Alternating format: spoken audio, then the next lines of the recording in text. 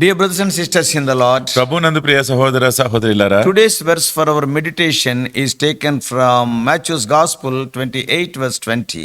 నేటి దినం మనం ధ్యానం కొరకు తీసుకోబడిన వాక్యము మత్తయి సువార్త 28వ అధ్యాయం 20వ వచనంలోనిది. Lo, I am with you always, even unto the end of the world. ఇదిగో సదాకాలము మీతో కూడా ఉన్నాను. The risen Lord Jesus Christ, before his ascension, is speaking to his disciples. తిరిగి లేచిన యేసుక్రీస్తు ప్రభువారు ఆయన పరలోకానికి ఆరోహణం అవ్వక ముందు శిష్యులతో మాట్లాడుతూ ఉన్నాడు. What does it mean? దాని అర్థం ఏంటి?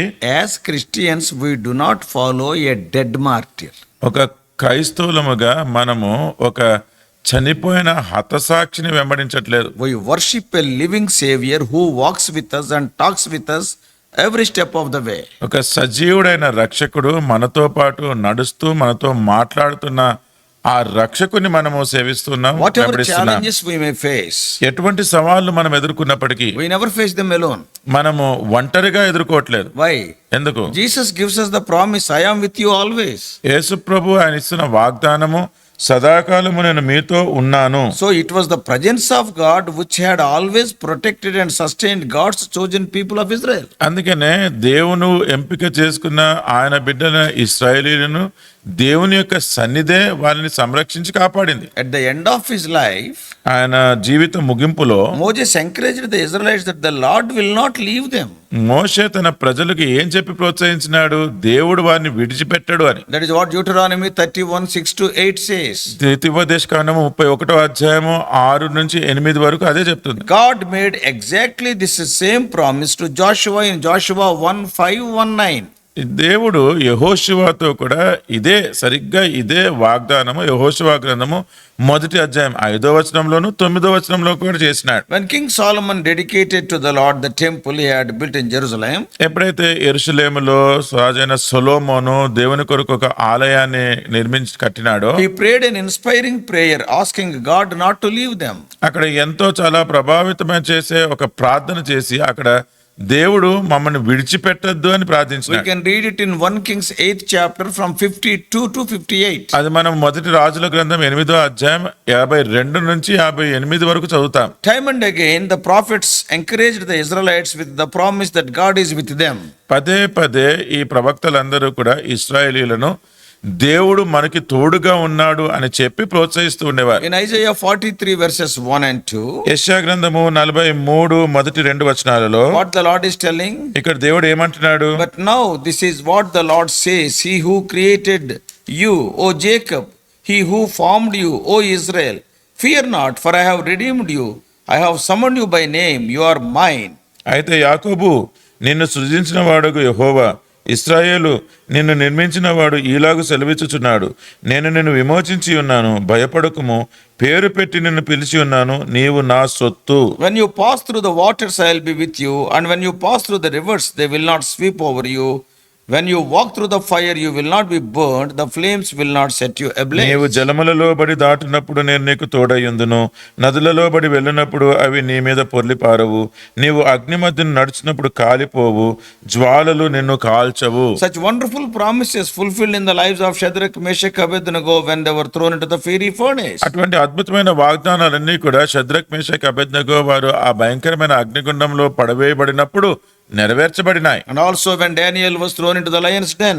దానియేలు ఆ సింహపు గుహలోకి పడవేయబడినప్పుడు కూడా. That's why in Psalm 23, అందుకని 23వ కీర్తనలో David is convinced that even at the end of the life, when he was in the face of death, God will be with him. అందుకని దావీదు ఎటువంటి ఒప్పందంలో నమ్మకంలోనికి వచ్చినాడంటే తన జీవిత ముగింపులో కూడా దేవుడు తనకి తోడుగా ఉంటాడు అని. In Psalm 23:4 he says, 23వ కీర్తన 4లో అంటున్నాడు, even though I walk in the valley of shadow of death, I'll fear no evil, for you are with me.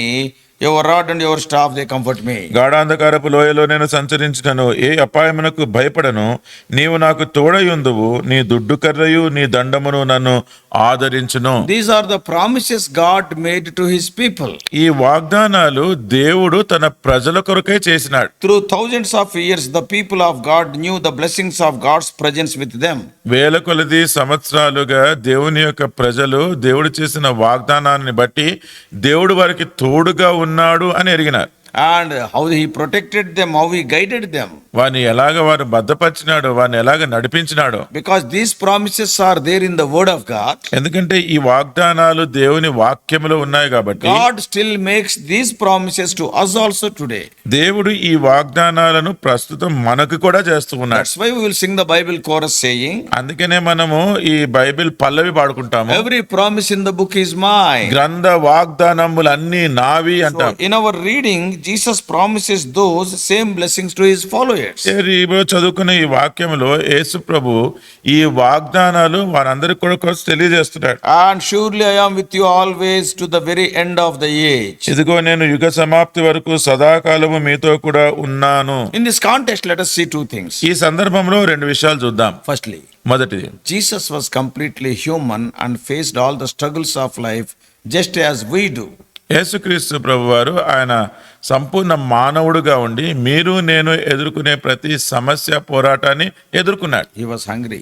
ఆయనకి ఆకలి కలిగింది. He was thirsty. ఆయనకి దాహం వేసింది. He was tired. ఆయన అలసిపోయినాడు. He suffered pain. ఆయన బాధను అనుభవించినాడు. Jesus felt all the intense emotions we all feel. మనమంతా కూడా ఎటువంటి భావాలలో గుండా వెళ్తూ ఉంటామో అవన్నీ కూడా యేసు ప్రభు అనుభవించినాడు. Oh, there may be joy or sadness. ఆనందం ఉండొచ్చు, దుఃఖం ఉండొచ్చు, It may be anger or disappointment. కోపం ఉండొచ్చు, నిరుత్సాహం It ఉండొచ్చు, may be sorrow and grief. అది దుఃఖము గాని బాధ గాని ఉండొచ్చు. Jesus was completely human. యేసు ఆయన సంపూర్ణముగా మానవుడిగా ఉండినాడు. More than that, దానికంటే ఎక్కువ Jesus was just an ordinary, average human, typical of all the human beings who have ever lived. ఇప్పటి వరకు జీవించిన మానవులందరితో కూడా పోల్చి చూస్తే యేసు ప్రభు ఆయన సాధారణమైన సామాన్యమైన మానవుడిగా ఉండినాడు. And he was poor, he was not rich. ఆయన బీదవాడుగానే ఉండినాడు. ఆయన ధనవంతుడుగా He లేడు. was powerless, not powerful physically. ఆయన భౌతికంగా కూడా చూస్తే బలవంతుడు కాదు, ఆయన బలహీనంగానే The ఉండినాడు. Son of God shared in the sufferings of the exploited, mistreated, ignored and marginalized people. అందరూ కూడా ఎవరైతే త్రొక్కివేయబడినారో, త్రోసివేయబడినారో, తృణీకరించబడిన వారు అలాంటి వారితోటి ఆయన పాలిభాగస్వం పొందుకున్నట్టుగానే ఉండినాడు. And that is the vast majority today in this world. ప్రస్తుత లోకంలో చూస్తే అటువంటి వారే చాలా ఎక్కువ కదా. But అయినప్పటికీ his name is also Emmanuel, ఆయన పేరు ఇమ్మానుయేలు కూడా, God with us. అంటే దేవుడు మనకి తోడు. So on Jesus promise, I am with you always. యేసు ప్రభు ఎప్పుడైతే నేను సదాకాలం మీకు తోడుగా ఉన్నాను అని వాగ్దానం What చేసినాడు, does it mean? దాని అర్థం ఏంటి? God completely understands our situation. దేవుడు మన పరిస్థితి సంపూర్ణంగా అర్థం చేసుకుంటున్నాడు. God is with us. Jesus is God with us. యేసు ప్రభు అంటే దేవుడు మనకి తోడుగా ఉన్నాడు. He has faced all the temptations we are facing. మనం ఎటువంటి శోధనలు ఎదుర్కొంటున్నామో ఆయన కూడా అన్ని శోధనలు Yeah, he ఎదుర్కొన్నాడు. was having the pull of selfishness ఆయన ఈ స్వార్థం యొక్క పరిస్థితి గుండా కూడా వెళ్ళినాడు. and the pangs of greed and lust and bitterness and self-pity he has faced. దురాశ, పేరాశ, లేకపోతే తన గురించి తను భావోద్వేగం కలిగి ఉండే ఈ పరిస్థితులు గుండా అంతా వెళ్ళినాడు. He faced them all. ఇవన్నీ ఆయన The అనుభవించినాడు. only difference is that we give in to temptations. ఇక్కడ ఉండే వ్యత్యాసం, తేడా ఏంటి అంటే అటువంటి శోధనలకు మనం పడిపోతున్నాము, Many times- కానీ యేసు ప్రభు వాటన్నిటిని కూడా జయించినాడు. Many times when temptation comes, we will be thinking, we will be dwelling on them and we will let them lead us into sin. చాలాసార్లు మనం ఏదైనా శోధన వచ్చినప్పుడు ఆ శోధన గురించి ఆలోచించుకుంటూ అది మనల్ని పడవేసేంత వరకు దాంట్లోనే ఉంటాం. But Jesus did not. అయితే యేసుప్రభు అలా చేయలేదు. He fought harder than we do. మనకంటే చాలా శక్తివంతంగా ఆయన పోరాడినాడు. He bet the devil every time. ఆయన ప్రతిరోజు కూడా అపవాదిని ఎదిరించినాడు. So whatever problems we may be facing today, అందుకనే ఈ రోజు ఎటువంటి సమస్యలు మనం ఎదుర్కొంటున్నా, maybe any challenges or battles, ఏదైనా సవాళ్లు గాని లేకపోతే పోరాటాలు గాని Jesus understands. యేసు ప్రభుకి అర్థమవుతుంది. We may be lonely, మనము ఒంటరిగా we ఉండొచ్చు, may be afraid, మనకి or భయమేస్తుండొచ్చు, sad or grieving, మనం ఏదో దుఃఖిస్తూ రోధిస్తూ or ఉండొచ్చు, you may be in a confused state, లేకపోతే ఏదో అయోమయ పరిస్థితిలో or we ఉండొచ్చు, may be feeling angry or deserted, లేకపోతే మనం ఏదో కోపంగా అందరు నన్ను వదిలేసినారు or అనుకోవచ్చు, we may be feeling betrayed or misunderstood. మనం మోసం చేయబడిన వారుగా లేకపోతే మనల్ని తప్పుగా అర్థం చేసుకునే వారుగా అయిపోయి ఉండొచ్చు. Jesus understands all our situations. మన పరిస్థితులన్నీ కూడా యేసు అర్థం చేసుకుంటున్నాడు. That's why he is able to help us. అందుకని ఆయన మనకు సహాయం చేస్తున్నాడు. Yes, సహాయం చేయగలడు. సహాయం చేయగలడు. Jesus is with us always, యేసు ప్రభు మనతోటి ఎల్లప్పుడూ even to ఉంటున్నాడు, the end of the age. ఆయన యుగ సమాప్తి వరకు. So this is the first thing I want to share. ఇది మొదటి సంగతి నేను మీతో పంచుకోవాలనుకుంటున్నాను. Secondly, రెండవది, Jesus is completely God. యేసు ప్రభు ఆయన సంపూర్ణంగా దేవుడు. What does it mean? దాని అర్థం ఏంటి? It is God who is with us always to the end of the age. అంటే యుగ సమాప్తి వరకు దేవుడే మనకు సదాకాలము తోడుగా ఉంటున్నాడు. God the Son, the second person of the Holy Trinity, is with us. కుమారుడైన దేవుడు అంటే త్రిత్వములో రెండో ఆయన మనకి తోడుగా ఉంటున్నాడు. The Almighty God, ఈ సర్వశక్తుడైన the దేవుడు, all-knowing God, అన్ని తెలిసిన దేవుడు, the ever-present God is with us. ఎల్లవేళలా ఉండే దేవుడు మనతో He is ఉంటున్నాడు. everywhere with us all the time. ఆయన ప్రతి సమయమందు ప్రతి స్థలములో కూడా ఆయన మనతో Oh, the ఉంటున్నాడు. eternal, the holy and the perfect God is with us. నిత్యుడగు పరిశుద్ధుడగు పరిపూర్ణుడగు దేవుడు మనతో ఉంటున్నాడు. The all-loving God whose mercies will never come to an end is with us. అన్ని సమస్త ప్రేమకు ఆధారభూతుడైన దేవుడు, ఆయన కనికరము చల్లారిన దేవుడు మనతో ఉంటున్నాడు. The almighty and eternal God who is the creator, who made heaven and earth and everything that exists, that God is with us. సర్వశక్తిమంతుడైన దేవుడు, నిత్యుడు ఉండే దేవుడు, ఈ భూమి ఆకాశములను సృజించిన దేవుడు, ఆయన మనతోటి ఉంటున్నాడు. But let us take a moment to see this marvelous promise in this context. అయితే ఈ సందర్భంలో ఈ వాగ్దానాన్ని మనం అన్వయించుకోవడానికి ఒక క్షణము దీని గురించి ధ్యానించి చూద్దాం. The promise to be with us comes as part of the last 3 verses of Matthew's gospel. మీతో కూడా ఉంటాను అన్న ఈ వాగ్దానము మత్తయి సువార్తలోని ఆఖరి 3 వచనాలలో మనం చూస్తున్నాం. They are the part of the great commission God has given to us. దేవుడు మనకిచ్చిన ఈ గొప్ప పనిలో భాగంగా ఉన్నాయి. Here are the final instructions of Jesus to his disciples. యేసు ప్రభు తన శిష్యులకు ఇచ్చిన ఈ చివరి సూచనలు ఇక్కడ ఉంటున్నాయి. He is sending them out into the world to continue his mission.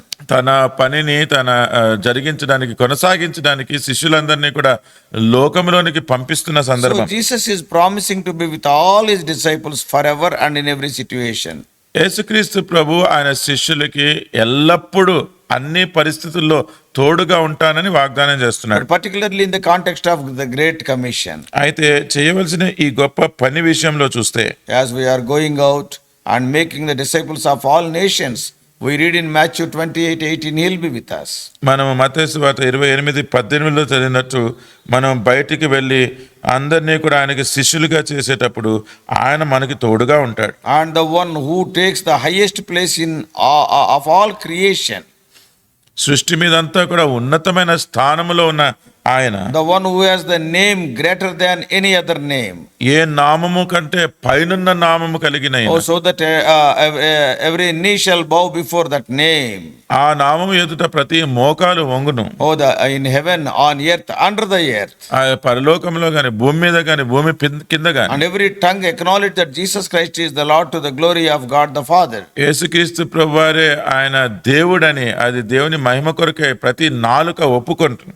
Oh, the one who is promising to be with us is none less than Lord Jesus Christ, the King of Kings and Lord of Lords. మనకి తోడుగా ఉంటానని వాగ్దానం చేస్తున్న ఆయన ఎవరో కాదండి, ఆయన యేసుక్రీస్తు ప్రభువారు. ఆయన రాజులకు రాజు, ప్రభువులకు ప్రభువు. You can read Philippians chapter 2, 10 and 11 later. Philippi 2:10-11 తర్వాత చదవండి. So Jesus commands them in verse 19. అందుకని యేసు ప్రభు 19వ వచనంలో శిష్యులతోటి ఏం ఆజ్ఞాపిస్తున్నాడంటే, Therefore go. కాబట్టి మీరు వెళ్ళి. He further asked them to make disciples. తర్వాత సమస్త జనులను శిష్యులుగా చేయుడి అని చెప్పినాడు. This is the heart of the great commission ఇది ఆ గొప్ప పని యొక్క మూలాంశం and the heart of the task Jesus has entrusted to his church. యేసు ప్రభు తన సంఘానికి అప్పగించిన పనిలో ఇదే మూలం. He asked them to make disciples. ఆయన శిష్యులనుగా చేయమని చెప్పినాడు. And it is followed by 2 more participles, that is baptizing and teaching. దాని తర్వాత కూడా 2 విషయాలు మనం ఇక్కడ గమనిస్తే, వారికి బోధిస్తూ బాప్తిస్మం ఇచ్చుచు అన్న 2 సంగతులు ఉన్నాయి. So these describe the way in which we go to about making disciples. శిష్యులుగా చేసే దాంట్లో ఏ రీతిగా వెళ్ళాలో అన్న విషయాన్ని మనం ఇక్కడ తెలియజేస్తున్నాయి. But it is disciple making which is the main task of the church. సంఘం యొక్క ప్రాముఖ్యమైన పని ఏంటి అంటే శిష్యులను చేయడం. It is the responsibility to be shared by all Christians. ప్రతి క్రైస్తవుడు పంచుకోవాల్సిన బాధ్యత ఇది. Help other people to put their trust in Jesus and follow Jesus. ఇతరులు కూడా యేసు ప్రభువునందు నమ్మిక ఉంచి యేసు ప్రభువుని వెంబడించడంలో సహాయం చేయడం. So making disciples has never been easy. అంటే శిష్యులుగా చేయడం అనేది అది ఎప్పుడు కూడా సులువైనదిగా లేదు. Yeah, being a witness for Christ and ambassadors for Christ has never been easy in the world. ఈ లోకంలో యేసు ప్రభు కొరకు సాక్షులుగా ఉండడము, ఆయన కొరకు రాయబారులుగా ఉండడం అనేది అసలు సులువుగా ఉండే పనే కాదు. That's why let us just remember that it is in the context of Great Commission. Jesus made this wonderful promise. అందుకనే ఈ గొప్ప పని అప్పగిస్తూ ఉన్నప్పుడు ఆ సందర్భంలో యేసుక్రీస్తు ప్రభువారు ఈ గొప్ప వాగ్దానం చేసినాడు. Surely I am with you always. మీతో సదాకాలము తోడుగా ఉన్నాను. Indeed, Jesus is with us always. అవునండి, యేసు ప్రభు మనకి సదాకాలము తోడుగా But ఉంటాడు. especially all who are doing our best to be his disciples. అయితే ఆయనకి శిష్యులుగా ఉండడానికి ఎవరైతే సమస్తము చేస్తూ ఉంటున్నారో And the disciple makers. ఈ శిష్యులుగా చేసేవారు, Oh, God is guiding us and giving us strength and answering our prayers. దేవుడే నడిపిస్తూ బలపరుస్తూ మన ప్రార్థనలకు కూడా జవాబిస్తూ So ఉన్నారు. in God's strength we can be his disciples. అందుకనే దేవుని యొక్క శక్తిని బట్టి మనం ఆయన శిష్యులుగా ఉండగలము. And we can be the disciple makers also. అంతేకాకుండా శిష్యులను చేసేవారుగా కూడా ఉండగలం. In the words of Livingston, Livingston గారి మాటల్లో do you know what he said? ఆయన ఏం చెప్పాడో తెలుసా? Here is the promise of a gentleman who would never break his word. ఇక్కడ ఏ మాట తప్పని ఒక మంచి వ్యక్తి చేసిన వాగ్దానం ఉంది. So may God help all of us to involve ourselves in this great commission. I'll be with you. You go and preach the gospel. అందుకని ఈ గొప్ప పని చేసే విషయంలో మనం అందరము కూడా దేవుడు మనకి తోడుగా ఉంటాను అన్న వాగ్దానం చేపట్టి మనం సువార్తను చాటించే వారుగా ఉందాం. May God help us. దేవుడు మనకు సహాయం చేయనుగాక. Shall we pray? ప్రార్థన చేసుకుందాం. Loving Heavenly Father, ప్రేమ కలిగిన పరలోకపు తండ్రి, when we go for gospel, what a wonderful promise you are giving that thou will be with us. మేము సువార్తకి వెళ్ళినప్పుడు ఎంత అద్భుతమైన వాగ్దానం మీరు ఇస్తున్నారు, మీకు తోడుగా ఉంటానంటున్నారు. And it is a great thing for us, blessed thing for us to serve a God who have undergone all the temptations like us. మా వలె ప్రతి శోధనను కూడా ఎదుర్కొని వెళ్ళిన అద్భుతమైన దేవుణ్ణి వెంబడిస్తున్నాం అన్నది ఎంత మంచి సంగతి. Help us to be thy witnesses. ప్రభా, మీ సాక్షులుగా ఉండడానికి సహాయం చేయండి. Help us to share our testimony with others. మా సాక్ష్యాన్ని ఇతరులతో పంచుకోవడానికి సహాయం చేయండి. Help us to be thy testimonies, O Lord, even during these last days. ఈ చివరి దినాలలో మీ యొక్క సాక్షులుగా ఉండడానికి సహాయం చేయండి. Lord, come quickly. ఓ ప్రభా, త్వరగా రండి. And till that time, enable us to be involved in this ministry. అప్పటి వరకు ఈ పరిచర్యలో మేము నిమగ్నమై ఉండడానికి సహాయం In చేయండి. Jesus' precious name we pray. యేసుక్రీస్తు వారి ప్రశస్తమైన నామములో ప్రార్థిస్తున్నాము తండ్రి. God bless you all. Please subscribe for more spiritual messages to the YouTube channel John Victor Telugu Messages.